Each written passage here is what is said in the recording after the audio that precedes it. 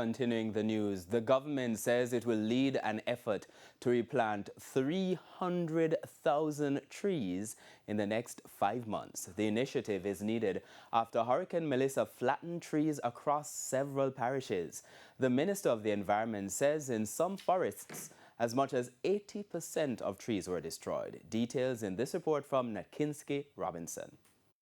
The toll on human life and infrastructure from Hurricane Melissa is well established, and after assessing 300 sites, the impact on the natural environment is now clearer. In several forests, Mr. Speaker, particularly those on steep terrain and shallow soils, damage levels reached between 76 and 100%. This level of destruction was characterized by complete canopy loss, uprooted mature trees, fractured trunks, and slope instability. With respect to mangrove, the data confirms that approximately 23% of our mangrove forests sustained damage. In parts of eastern Westmoreland, for instance, the hurricane rolled through hillsides like a bushfire, leaving lands bare and trees parched. To resuscitate areas like these, the already ambitious National Tree Planting Initiative will have to get even more intense.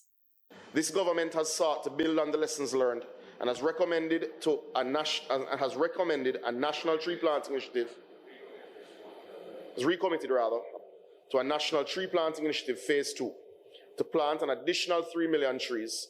This initiative will be fully integrated into the Relief framework and will serve as a cornerstone of our long-term forest recovery strategy.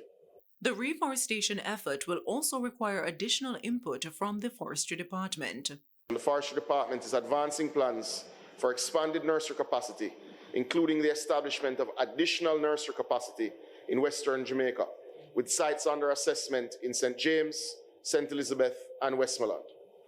This will increase national seedling production by at least 20% per annum. Between NEPA and the Forestry Department, an additional 12 locations will be designated protected areas or be offered state protection from logging and other deforestation activities. Natkinsky Robinson, TVJ News.